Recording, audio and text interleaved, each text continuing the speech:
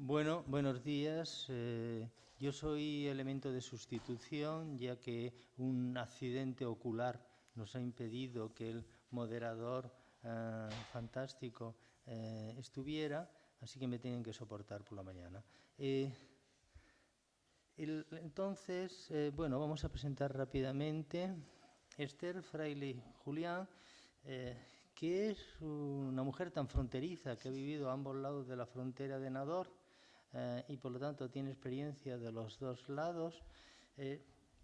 Pertenece al centro SIRA, si no me equivoco, Centro de Atención de Víctimas de Maltratos, y además alterna la labor, lo cual es muy interesante y lo estamos viendo en los ponentes que se están sucediendo, la unidad entre el estudio de los casos y la acción dentro de la militancia, o más que diría yo, de la práctica, ¿no?, concreta dentro de estos casos. Y eso es fundamental para la labor de un investigador y, sinceramente, no sucede tanto porque yo vengo de la academia y hay gente que no ha tocado tierra desde hace años y así viven, ¿no? Así que Esther Fraile es una persona que toca tierra y nos va a explicar desde esta experiencia que tiene en acompañamiento social en el ámbito penitenciario, en proyectos de cooperación, de desarrollo y en dos lados de la frontera, nos va a explicar violencias en el tránsito migratorio de África a España. Le dejo a ella la palabra y luego tenemos un turno de debate. Muchas gracias a todos y a todas y gracias a la Unipau por invitarme a estar hoy aquí. Fue un lujo también compartir ayer espacio con otras compañeras y compañeros, ¿no? Creo que, bueno, felicitar primero por la organización del curso y cómo han ido hilando, ¿no?, los contenidos hasta el día de hoy. Como ha dicho el compañero, yo vengo un poco a compartir la experiencia de lo psicosocial, es decir, cómo estas violencias atraviesan la vida de personas, de comunidades, de sociedades, ¿no?, que está generando, y principalmente de personas de África Occidental que realizan las rutas y los trayectos migratorios hasta el continente europeo y en este caso concretamente hacia España, ¿no? Voy a tratar un poco de hacer el marco, ¿no?, desde dónde parto, ¿no?, para que podáis entender un poco por qué creo que es importante hablar de esto.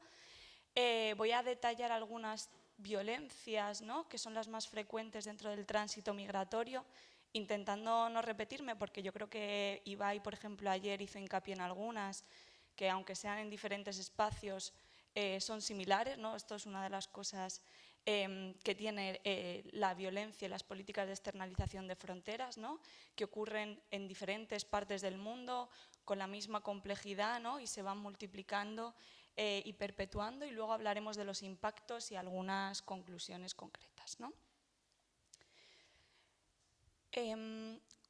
Cuando queremos poner un poco el foco en los impactos psicosociales, nos parece interesante tener esta mirada sistémica, ¿no? O sea, no es solo centrarnos en la violencia, sino cómo de lo más macro, ¿no?, desde estas políticas, estos marcos estructurales, en un momento, en un contexto sociocultural e histórico concreto, van permeando y van generando impactos a nivel individual y a nivel de las sociedades, familias y comunidades, ¿no?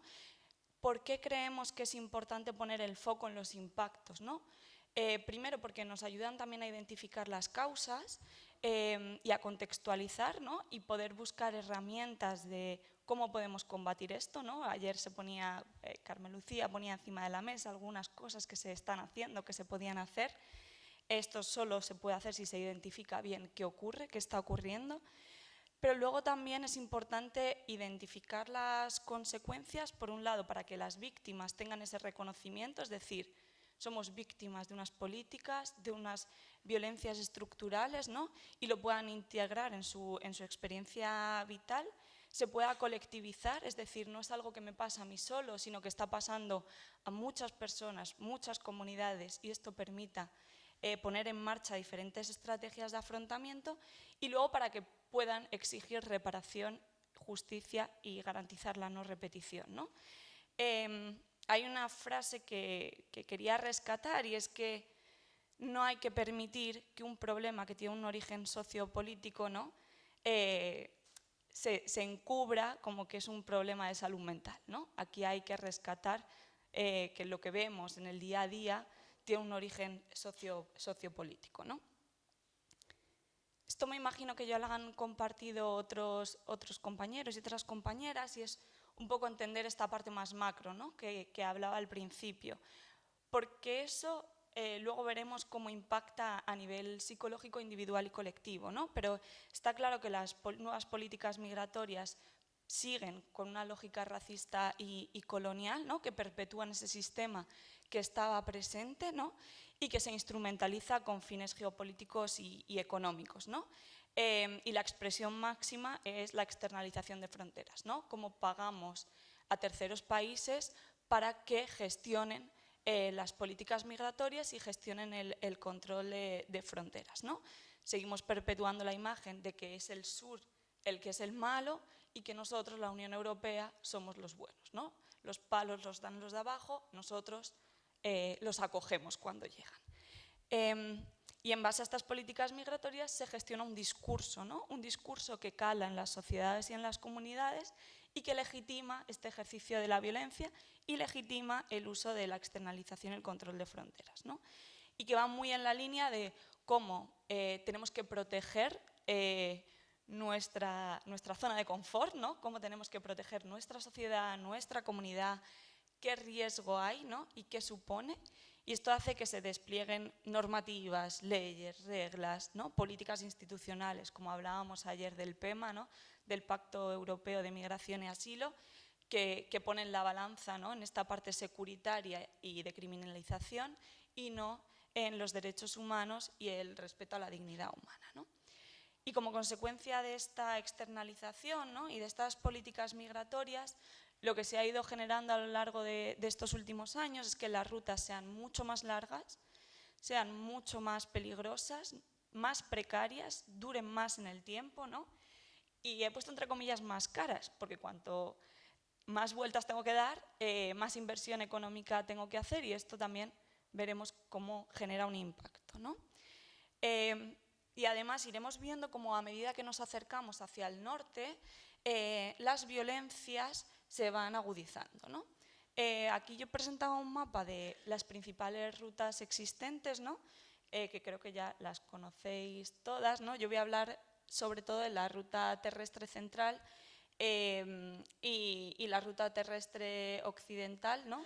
Y luego las rutas marítimas hacia la península, las rutas terrestres hacia Ceuta y Melilla y hacia Canarias, ¿no? Cuando hablamos de violencias en el tránsito, aquí yo hago un listado que es un poco horroroso, ¿no? O sea, es como desesperanzador también, ¿no? Son múltiples, se dan en diferentes puntos. A mí me gustaría destacar, ¿no? El uso sistemático de malos tratos y tortura por parte tanto de autoridades en diferentes países del tránsito migratorio, tanto como por paramilitares, estructuras paramilitares o grupos armados yihadistas con la equidistancia del Estado, que esto es importante, ¿no? El Estado sabe que esto está ocurriendo y, sin embargo, no pone en marcha ninguna herramienta para garantizar la protección o frenar estos malos tratos y tortura, ¿no? Pese a haber firmado numerosas convenciones, como hablábamos ayer también, ¿no? También es muy frecuente encontrar en las rutas migratorias la exposición a esclavitud, a trabajos forzosos y a trata. Creo que ayer ya se hacía la diferencia, ¿no? Entre tráfico y trata. Algo que es muy frecuente y que estamos viendo mucho en Túnez y en Marruecos son las redadas por perfilamiento racial, como las autoridades tunecinas y marroquíes van a barrios donde están concentradas la población migrante a la espera del tránsito migratorio, ¿no? Realizan redadas y a partir de ahí se producen detenciones arbitrarias o traslados forzosos a zonas desérticas, ¿no? Donde las personas no tienen acceso ni a transporte, ni a alimentación, ni a comida, ¿no?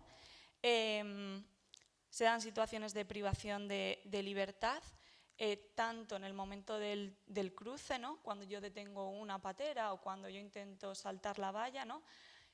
Realizo detenciones arbitrarias y pues, ayer hablábamos del otro lado, ¿no? De lo que pasaba cuando llegan a Canarias, pues en el otro lado de la frontera también ocurre, con las condiciones que supone estar en una prisión en un tercer país. Otras de las violencias que son frecuentes son los secuestros y extorsiones por parte de las propias redes de tráfico de personas, pero también de estos grupos armados o yihadistas, ¿no? Que lo que hacen es solicitar a las familias un intercambio de dinero para poder pagar la liberación de esa persona, ¿no? El uso abusivo de la violencia sexual. Y algo que es muy importante es no solo vivir estas experiencias en primera persona, sino también ser testigo de cómo otras personas las sufren, ¿no? Ser testigo, por ejemplo, del fallecimiento de mi madre en una patera es violencia. Ser testigo de cómo maltratan a mi amigo o a mi compañero del camino, ¿no? En una prisión en Saba, en Libia, es violencia, ¿no? Aunque yo no la esté sufriendo en primera persona. Aparte, lo que se está viendo, ¿no? En los territorios de tránsito es una discriminación racial principalmente, ¿no? En el acceso a vivienda, sanidad y educación, ¿no? Derechos básicos y mínimos. Y además esta clandestinidad forzosa, ¿no? Yo no puedo ser yo no puedo ser libre, tengo que esconderme y por tanto vivir en zonas muy inseguras, como podían ser los bosques, ¿no? En Nador o, ¿no? Es muy conocido Gurugú, ¿no? Como yo me tengo que ver obligada a estar en clandestinidad absoluta ante el riesgo de sufrir todo el resto, ¿no? de violencias de manera permanente y continua, ¿no? Claro, esto yo decía que a medida que nos vamos acercando a la frontera se agudiza, y es porque hemos construido también un relato de que las zonas fronterizas la excepcionalidad es la regla y la norma, ¿no? Todo está permitido, el discurso de deshumanización está presente, ¿no? Y se justifica el uso y abuso de la violencia por este control fronterizo, ¿no? Creo que el caso más reciente y más doloroso es el caso del 24 de junio en Melilla, ¿no? Que pasó recientemente, sobre cómo esta excepcionalidad también hace que no haya transparencia, no haya rendición de cuentas y se normalice este uso y abuso de la violencia en el tránsito migratorio. Hace como 2 años más o menos, yo creo, desde el Centro SIRA sacamos un informe que se llamaba Laberintos de Tortura. Lo que hacíamos en el informe, esto es un poco spam, pero creo que es interesante, por eso lo he rescatado. Lo que hacíamos en el informe es recopilar algunos de los resultados que obteníamos durante la elaboración de protocolos de Estambul, ¿vale? Una de las cosas que hacemos es documentar los malos tratos y tortura de las personas solicitantes de protección internacional para que lo puedan aportar a sus expedientes de asilo, ¿no? Entonces, el protocolo de Estambul es una herramienta de Naciones Unidas que precisamente sistematiza cómo podemos documentar estos malos tratos y tortura. Entonces, recogimos el testimonio de 43 personas, la mayoría eran hombres de África Occidental.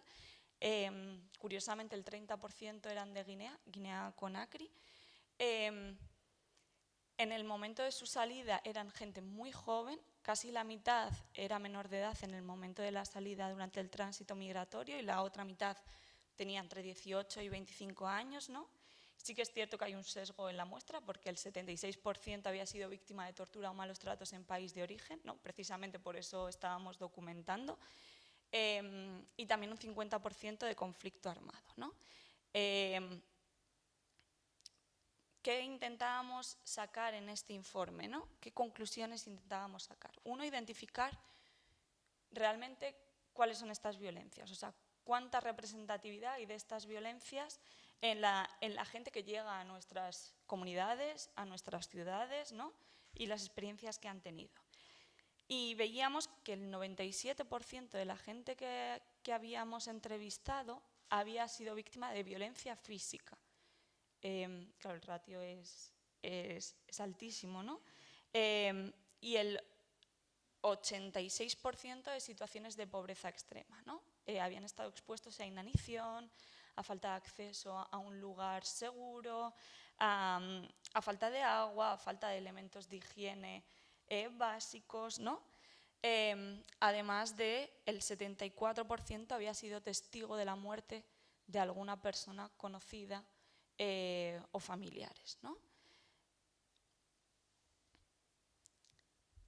El 67% había sido víctima de malos tratos o tortura durante el tránsito migratorio, ¿no? Aunque tú hayas salido de tu país de origen por otros motivos, hay una alta probabilidad que durante el tránsito migratorio tú sufras este tipo de experiencias, ¿no? ¿Quiénes eran los principales actores? Principalmente eran las redes de tráfico, los grupos armados, ¿no? Como había dicho anteriormente, con la aquiescencia del Estado, pero también agentes estatales, ¿no? Policías, guardacostas, fuerzas armadas, ¿no? Los hechos ocurrían principalmente en Libia, seguido de Argelia, Mali y Marruecos. Pero sí que es cierto que Libia representaba el grosso de las personas que habían sido víctimas de malos tratos y tortura, ¿no? Y dentro del tipo de agresiones o malos tratos y tortura que recogíamos, destacaban las agresiones físicas, ¿no? Que eran muy extremas, de manera reiterada además y sistemáticas, muchas veces con objetos, luego largos periodos de exposición a posturas, ¿no? o ejercicios que generan un agotamiento extremo, ¿no? Como puede ser estar en una celda atestada y estar durante horas o días de pie, ¿no?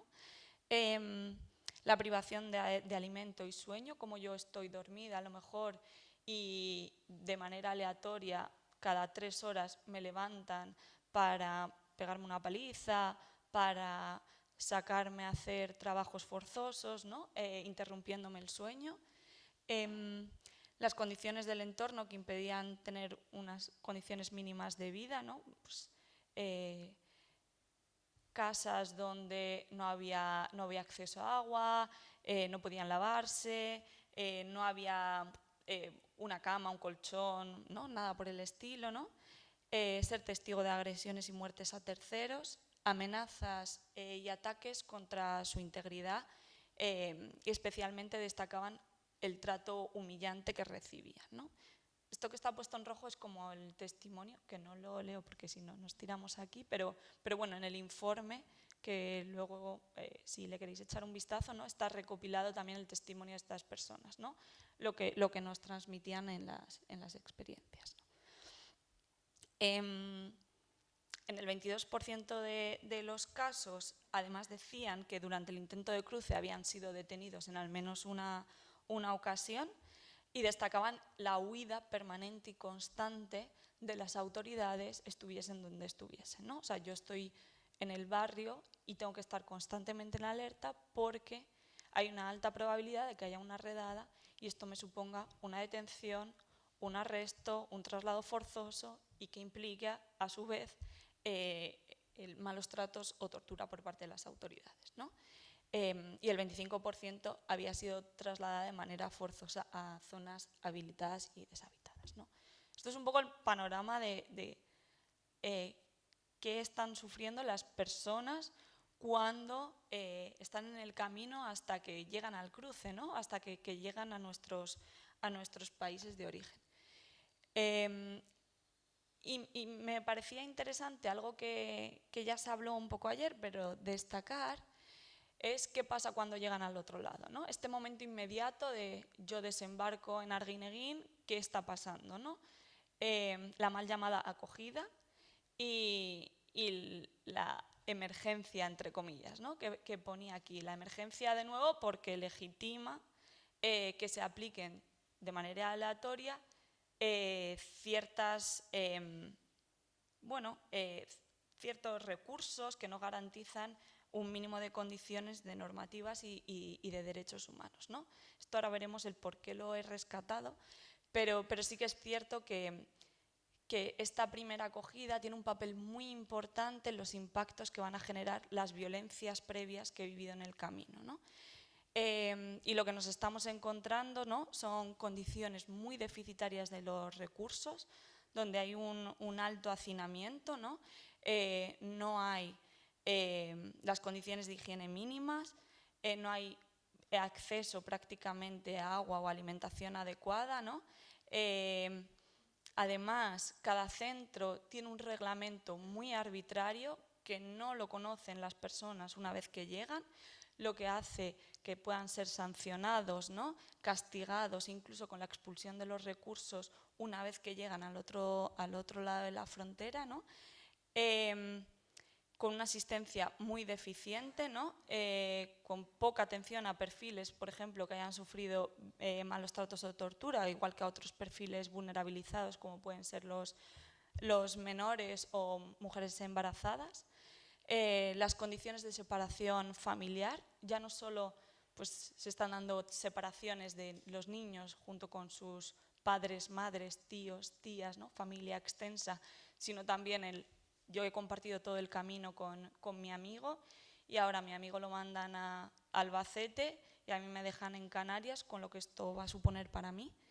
La indefensión jurídica, de la que hablaba ayer un poco Carmen Lucía, ¿no?, como hay una arbitrariedad absoluta de los procedimientos en la llegada, ¿no?, ante esta situación de emergencia, cómo no se reconoce la documentación que la gente aporta desde sus países de origen, la ausencia de una representación letrada de calidad, ¿no?, y falta de información, ¿no?, además de la deshumanización que se da dentro de estos espacios de acogida de emergencia y la discriminación y el rechazo que pueden vivir tanto por parte de las autoridades que les atienden como por parte de los centros donde están siendo acogidos y de la sociedad en la que estos están presentes, ¿no?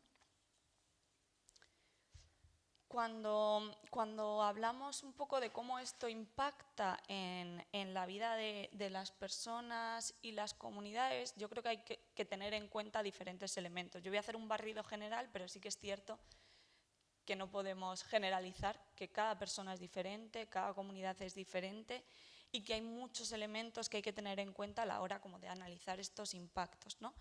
La primera es la historia de esa persona antes del país de origen, ¿no? Las personas cuando llegan aquí ya tienen una historia previa, que parece que muchas veces se nos olvida, pero eran personas también antes con una identidad, con todo un bagaje, ¿no?, que no se limitaba a la identidad de persona migrante, ¿no?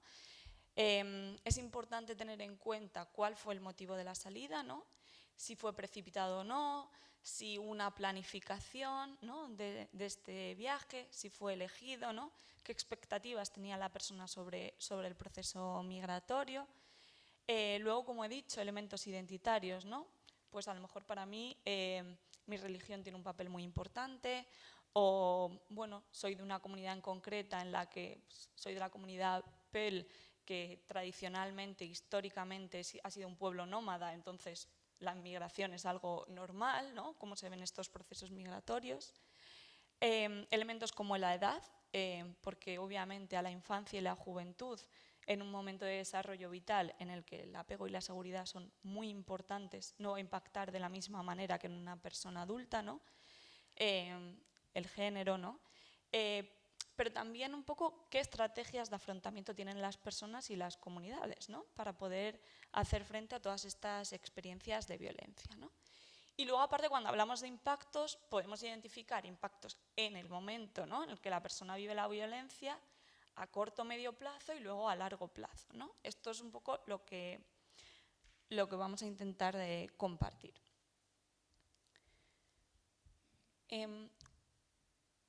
Claro, hemos dicho que las personas están expuestas de manera permanente a situaciones que ponen en riesgo su integridad y su vida, ¿no? Y no solo en un momento concreto, sino que en diferentes momentos. Puede ser que desde el origen, pero también en múltiples ocasiones durante el tránsito y obviamente durante el cruce, ¿no? Y además, estas situaciones de riesgo muchas veces son causadas por personas, ¿no? O sea, que una persona me apunte con una pistola no es neutro, ¿no? Tiene un carácter interpersonal, ¿no? Puede que sea una autoridad, pero también puede que sea una persona de mi propia comunidad que me amenace, ¿no? Y que esto suponga un riesgo para mi integridad. Entonces, el hecho de que sean personas con perfiles muy diversos dificulta todavía más, ¿no?, la integración de estas experiencias de violencia, ¿no? Y esto genera una sensación de inseguridad permanente, ¿no? Que en el momento de los hechos se traduce en un estado de alerta, es decir, yo no me puedo permitir no estar alerta cuando estoy en Marruecos, en Argelia o en Mali, porque esto supone que el grado, ¿no?, de la posibilidad de que haya un riesgo para mi vida esté ahí presente, ¿no? Igual que una sensación de miedo profunda, y luego, como a medio o largo plazo, que se presenten conductas evitativas, ¿no? Y sobre todo una gran desconfianza hacia los otros, ¿no? Muchas veces, pues, si habéis compartido con algunas personas que llegan aquí, no te quieren contar las cosas, son muy desconfiados a la hora de explicar de dónde vienen, quién son, qué pasó, ¿no? Y es principalmente por esto, ¿no? Porque los otros seres humanos me han generado mucho daño a lo largo de mucho tiempo durante la ruta, ¿no? Y esto además permea en mi visión del mundo, cómo yo entiendo que el mundo debe funcionar. El mundo deja de ser un lugar bueno, bonito y justo y empieza a ser un lugar peligroso, ¿no? Por otro lado, claro, yo estoy expuesta a situaciones de riesgo y yo normalmente tenía estrategias para afrontarlas, ¿no? Había estrategias dentro de mi entorno, dentro de mi país, dentro de mi contexto que me permitían hacer frente a situaciones de violencia, pero ahora no es el caso. Las herramientas que tengo no me funcionan. Y esto me genera mucha sensación de que no tengo capacidad de controlar mi vida, ¿no? Lo cual genera una sensación de bloqueo en el momento que ocurren las cosas, además de mucha incertidumbre y culpa, ¿no? ¿Por qué yo no hice algo, ¿no? ¿Por qué yo no hice algo para salvar a mi amigo? ¿Por qué yo no hice algo para protegerme? ¿Por qué yo salí de la ruta? ¿Por qué yo decidí salir de mi país? ¿No? Esta sensación de culpa, además de a largo plazo, ¿no?, esta ruptura del proyecto de vida y la sensación de desesperanza.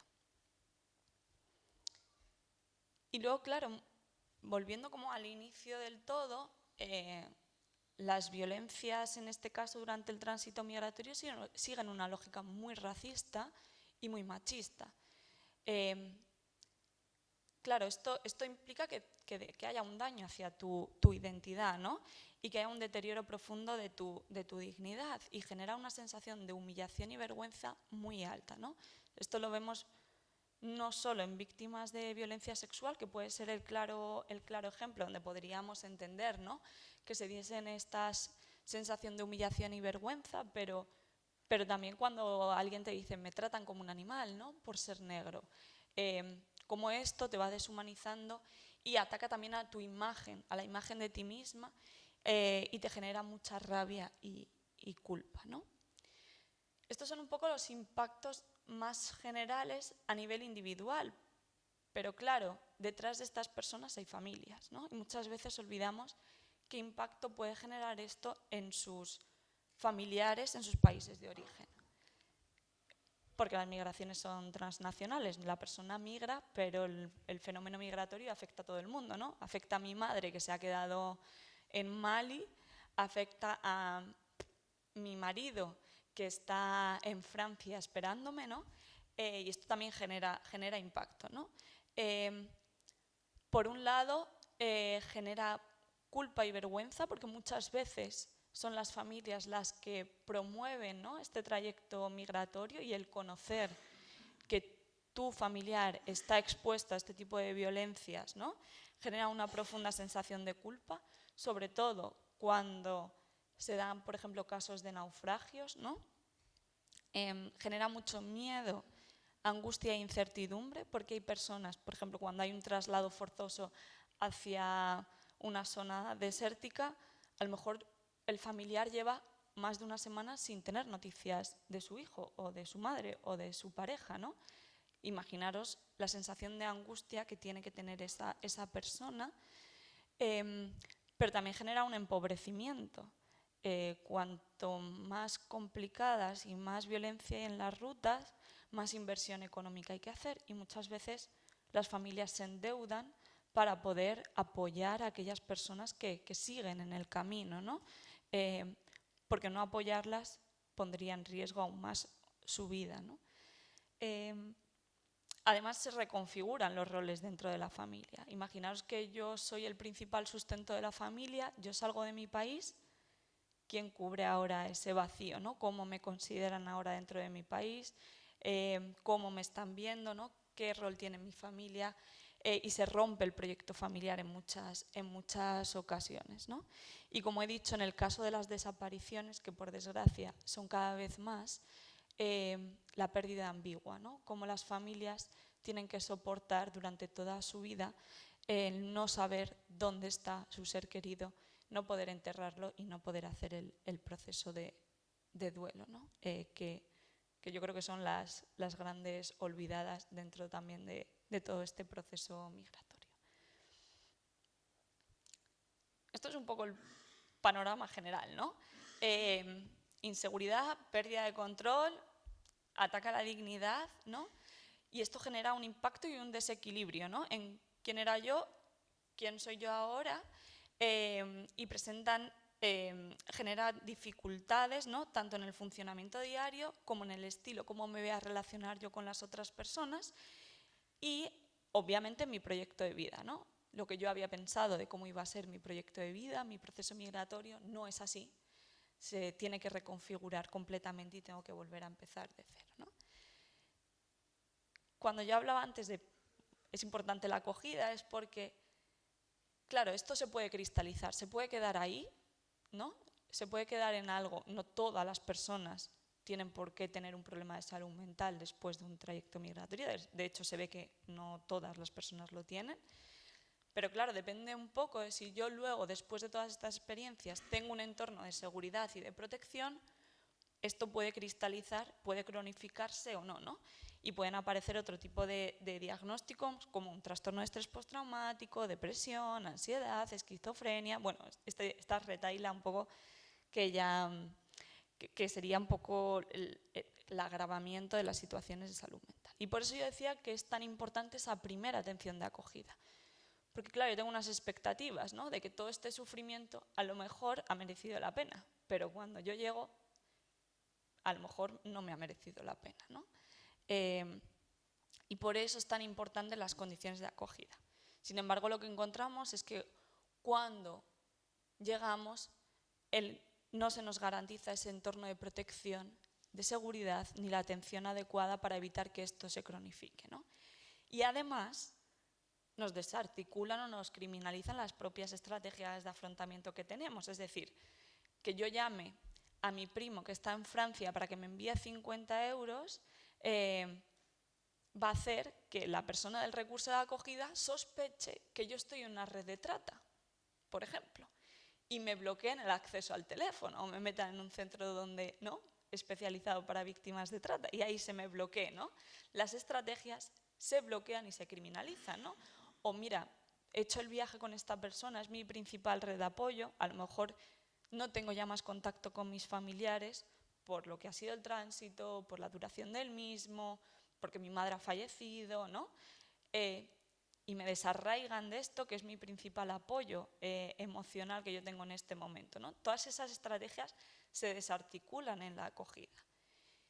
Y esto hace que se agudice esa sensación de inseguridad, de falta de control, ¿no?, de ataque a la dignidad, y se deteriore la salud mental. Por eso sí que yo cuando estaba en Nador, ¿no?, antes me presentaban así, yo estuve mucho tiempo, 4 años trabajando en el otro lado de la frontera y no veía problemas de salud mental graves o crónicos, pero sí que los he visto a este otro lado de la frontera, ¿no? Y este es un poco la ambivalencia de esto. Podríamos llegar a pensar que en ese momento, ¿no?, donde tú has sido expuesto a tortura por parte de las autoridades marroquíes, tú deberías desarrollar algún tipo de trastorno, por decirlo de alguna manera, y sin embargo no lo haces porque también tienes otras herramientas de afrontamiento y cuando llegas aquí es cuando aparece. Y esto es a corto plazo, pero ¿qué pasará dentro de 10 años? ¿Qué pasará con los hijos de aquellas personas que han pasado, ¿no?, por este tránsito migratorio? Hay un montón de artículos científicos sobre el trauma transgeneracional, cómo esto se va a transmitir a las generaciones futuras, ¿no? ¿Qué pasará? ¿Cómo se va a cristalizar en nuestra sociedad? Antes veíamos los círculos, ¿no? Esto no es algo que se va a quedar ahora, esto es algo que va a impactar a nuestras sociedades del futuro, a las sociedades en los países de origen del futuro. Esto no tiene un impacto momentáneo, sino que tiene un impacto a largo plazo, ¿no? En relación a esto de las condiciones, cómo las condiciones de acogida afectaban, hicimos también un informe en 2021.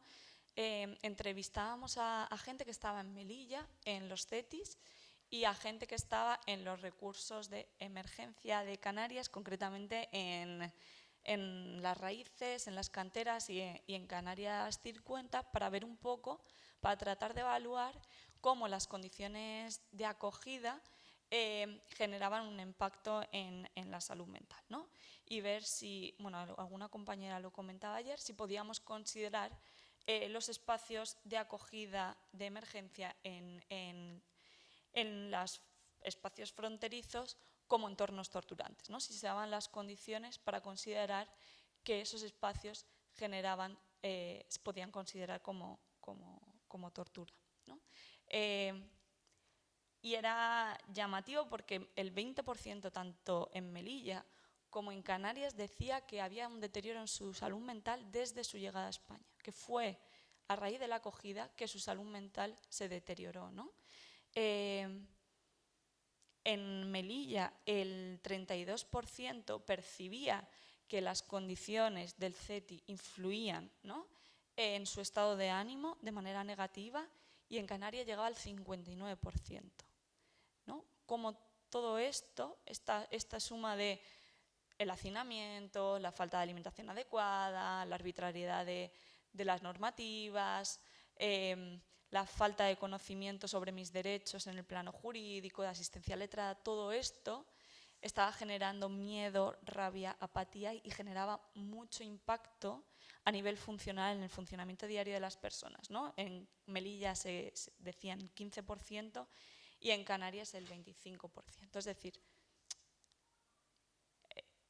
lo pongo encima de la mesa porque a lo mejor del tránsito, ¿no?, en esto de luego la esperanza de que podemos hacer, del tránsito podemos hacer menos cosas, pero en la acogida a lo mejor sí que podemos, como sociedad española, del Estado español, poder movilizar otro tipo de asistencias para prevenir estos impactos a medio, corto y largo plazo. Y por resumir un poco, ¿no?, yo creo que queda patente que la violencia en tránsito genera un sufrimiento, un daño severo, tanto en las personas como en sus comunidades y en sus familias, ¿no? Que el hecho de que sean ejercidas por múltiples actores en contextos muy diferentes, en diferentes puntos del tránsito, hace que las personas cambien su manera de ver el mundo, ¿no?, y percibir a las otras personas. Que sí se mantiene esta sensación de inseguridad y desprotección en Europa, existe una victimización secundaria y por lo tanto se van a cronificar y empeorar el estado de salud mental de las personas en tránsito, ¿no? Y que se debe de garantizar el acceso a la reparación de todas aquellas personas que hayan sido víctimas de diferentes tipos de violencia, ¿no? Es cierto que el panorama político es desalentador, que el PEMA va a hacer que estas violencias no solo sigan ahí, sino que se agudicen, que esta acogida, primera mal llamada acogida de emergencias, sea cada vez más deficitaria, más centrada en la securitización y menos en esto de dignificar a la persona, de atender las vulnerabilidades, ¿no?, y de reparar el daño que hayan podido sufrir en el trayecto, pero sí que creo que debemos buscar nuevas estrategias, ¿no? De afrontamiento tanto individual como colectivo, reforzar lo que ya existe, que se está haciendo bien, y poder poner en marcha nuevas estrategias innovadoras y creativas, porque el sufrimiento es muy grande y la atención al mismo es casi nula, ¿no? Y bueno, esto es lo que venía un poco a presentaros el día de hoy. Muchas gracias a todos.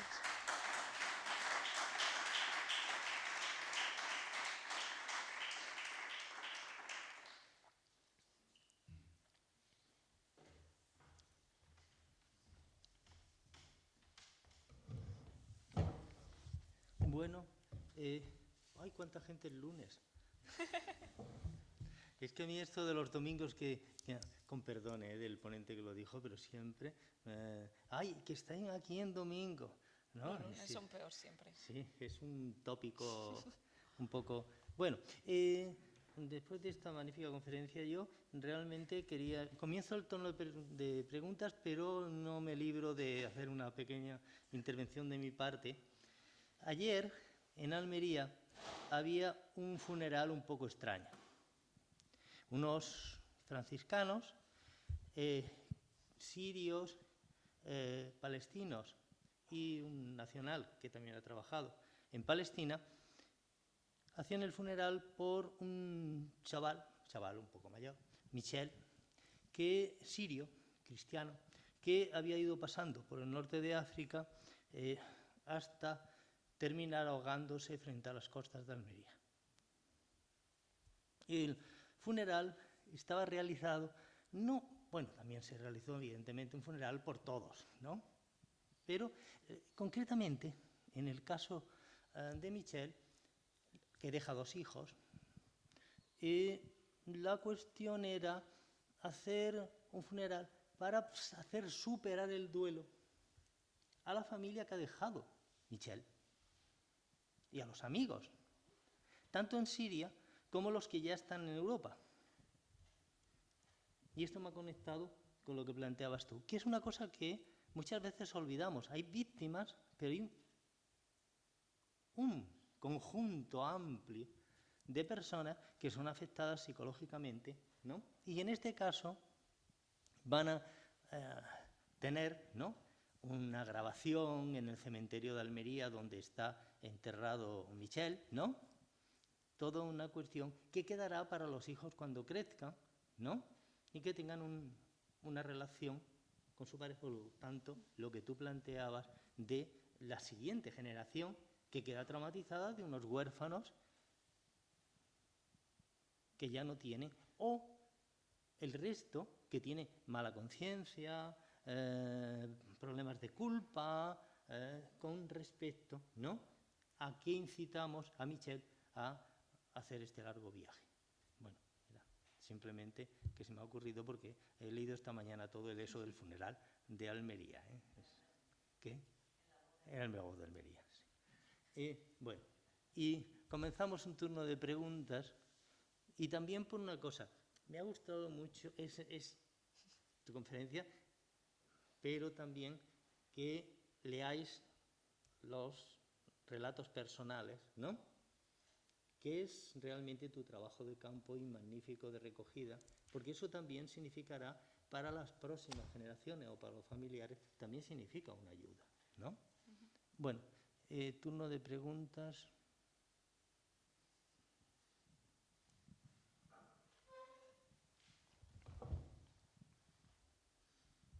Hola, buenos días. Muchas gracias, Esther. Yo creo que es súper importante, ¿no?, como tener esta parte de cómo impacta el trayecto migratorio a toda la comunidad migrante en sentido extenso.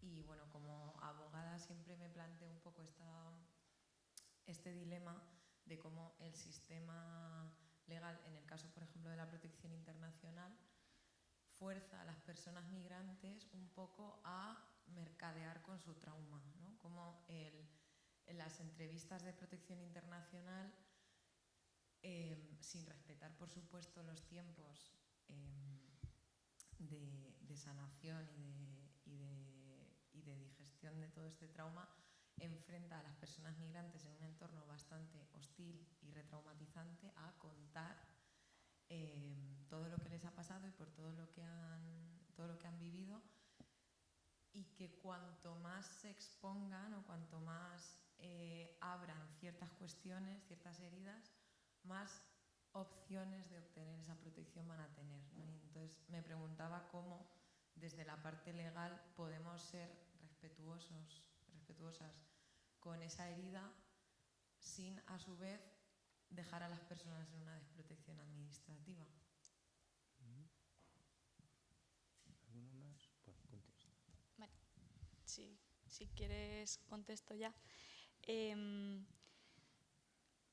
Esto lo primero yo creo que es las abogadas deberíais de tener un poco de formación en perspectiva psicosocial. O sea, encontramos que hay muchas abogadas que sí que lo tienen en cuenta, gente que lleva muchos años trabajando en esto, ¿no? y que intenta sobre todo tener esta perspectiva psicojurídica y tratar de acompañar pues, con la compañera, por ejemplo, psicóloga, a la elaboración del relato.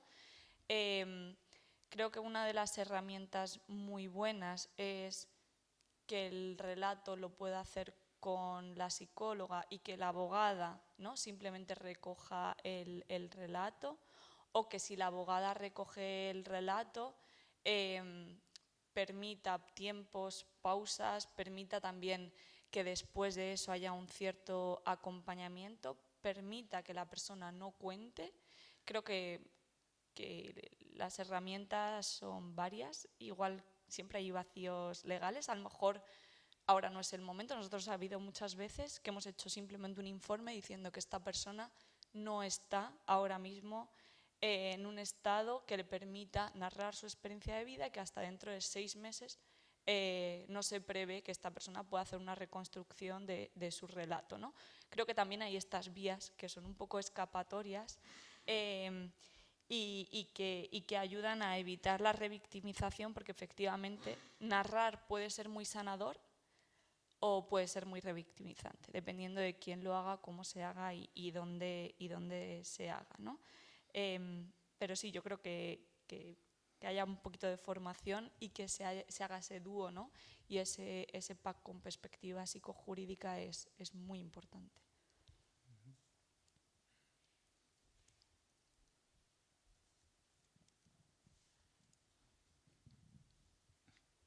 Bueno, em sembla que m'he colat, ho sento.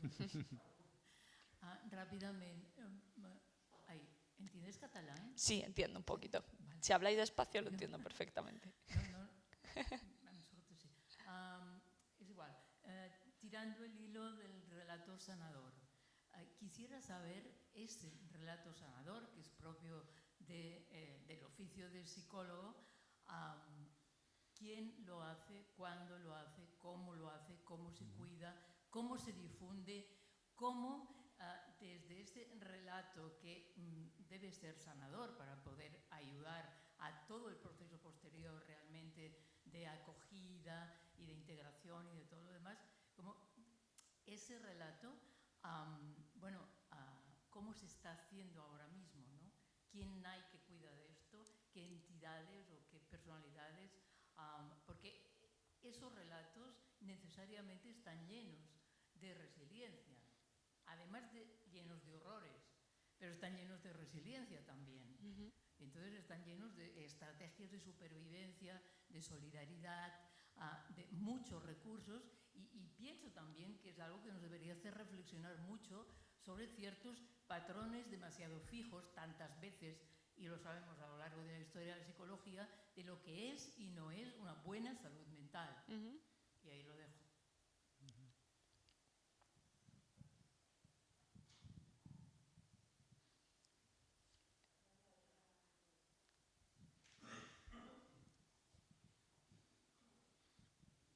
Gracias, Esther. Yo quería preguntarte sobre, siguiendo con esta intervención de ahora, sobre la cuestión de la religión, la importancia de la religión en estas personas como estrategias de afrontamiento. Lo digo en el sentido de que a veces en la acogida muchos prejuicios en relación a poder escuchar, a poder hacer el espacio de respeto en la cuestión de religión.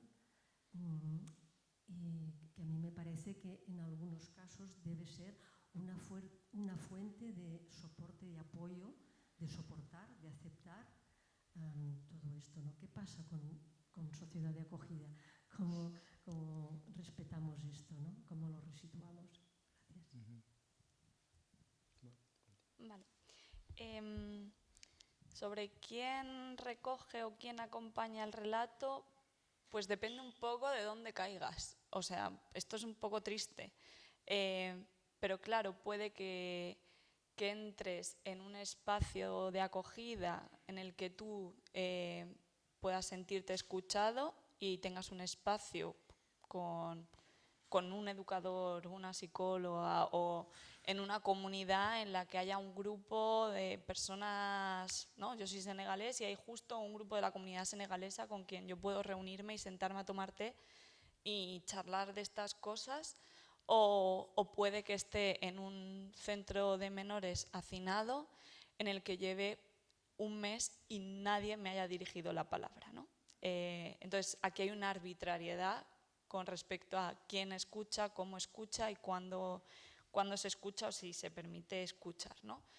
Esto es muy bonito, lo del relato sanador, pero por desgracia son muy pocas personas las que tienen acceso a ese derecho también que está dentro del propio, recogido dentro del sistema de acogida, pero por desgracia y es desalentador ver cómo solo muy pocas personas tienen acceso a eso, ¿no? Es como un privilegio poder narrar y que sea un espacio seguro y sanador. Lo ideal sería que se diese, ¿no? Porque te permite un poco integrar estas experiencias traumáticas, elaborarlas y a partir de ahí, ¿no? Poder afrontar lo que te viene de antes y reconstruir tu proyecto de vida.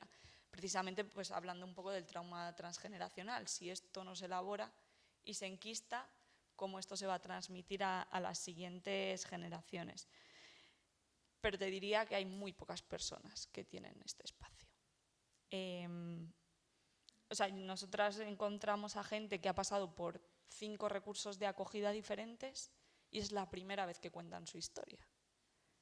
O que alguien le pregunta algunos detalles de su historia, o que le permite, o sea, te tiras 4 horas hablando con una persona sobre su historia, que esto nadie antes lo había hecho, ¿no? Y nadie se había tomado la molestia de hacer pausas, de dejarles espacios, de dejar silencios, ¿no? De garantizar un poco todo esto que permita que el relato sea sanador. Pero no es la minoría la que lo recibe, ¿no? Y sobre la importancia de la religión, yo creo que es un elemento fundamental de resiliencia y de protección, ¿no? Por un lado, porque nos permite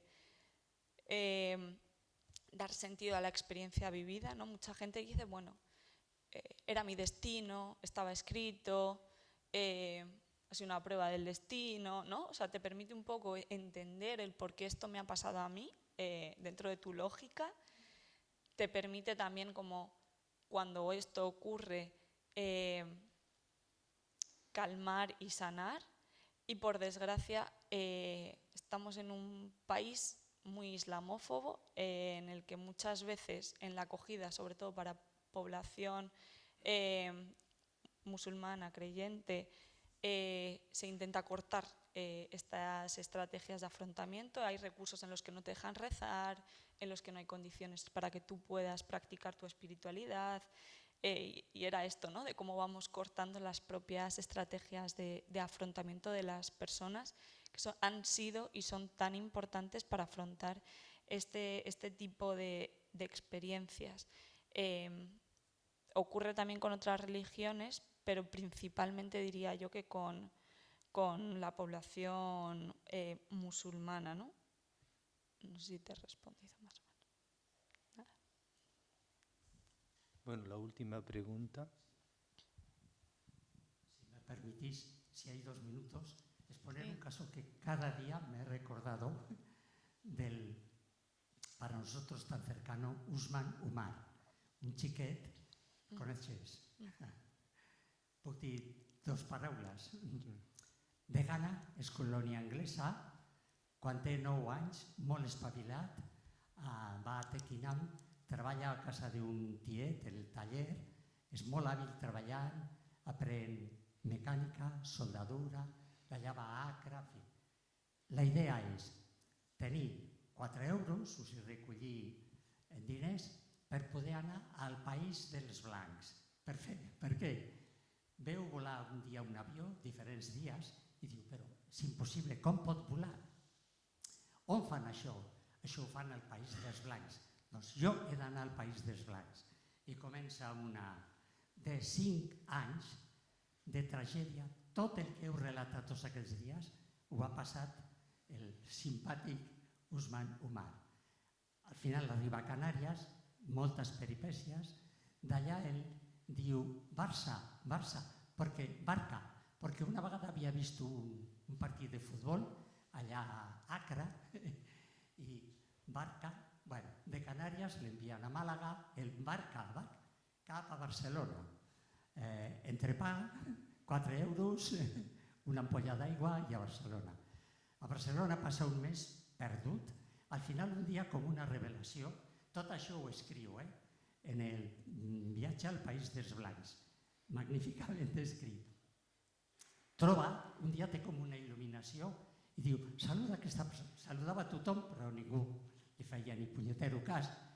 I aquell dia, Montse es para, l'atén, no sap anglès, la dona, li passa al seu marit, que sí que sabia anglès, t'està demanant ajuda, que té molta gana, que l'envia a la Creu Roja, que no sé què, no sé què. Total, aquesta família, després d'un procés també llarg, l'acull.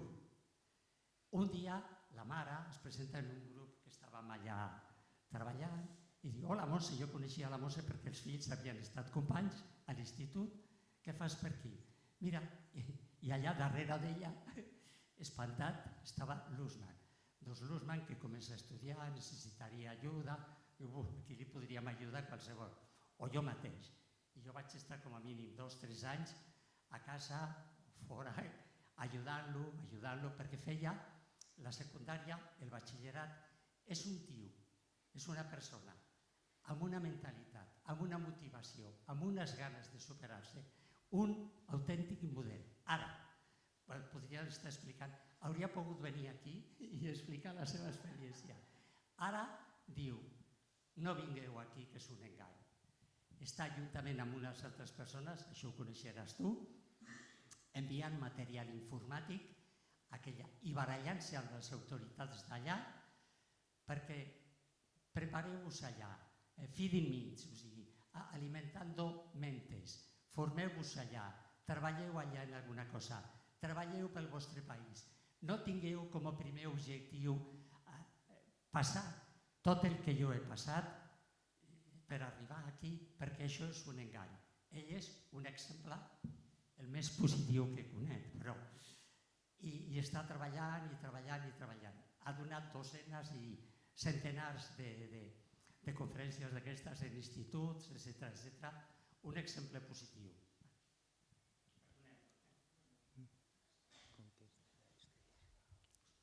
Bueno, gracias. Sí, yo creo que hay muchos ejemplos positivos, ¿no? O sea, la migración en general es positiva. Yo creo que la gente pone el balance. Creo que también debemos de ser menos exigentes. No todos tienen que ser ejemplos y casos exitosos, ¿no? O sea, y creo que al final, de una manera directa o indirecta, todos aportan algo en sus países de origen. Porque yo estoy aquí y trabajo a lo mejor limpiando coches y el 50% de mi sueldo se va a que mi madre pueda comer todos los días o mi hermana monte un negocio en mi país de origen y esto se siga desarrollando, pero también porque yo diría que de las personas que he conocido, muchas esperan en algún momento también volver a sus países, ¿no? Y volver a sus raíces, a su tierra y seguir construyendo. Y bueno, porque es enriquecedor, ¿no? Yo creo que también. Pero bueno, Usman es un buen ejemplo. Hay muchos ejemplos como Usman que yo creo que podrían venir aquí, participar y compartir, ¿no? Así que gracias por ponerlo en la mesa. Bueno, yo no tengo mucha idea de cuándo hay que cortar. Cuando quieras. No, el Yo cuando, creo que ya. el cuando quiera.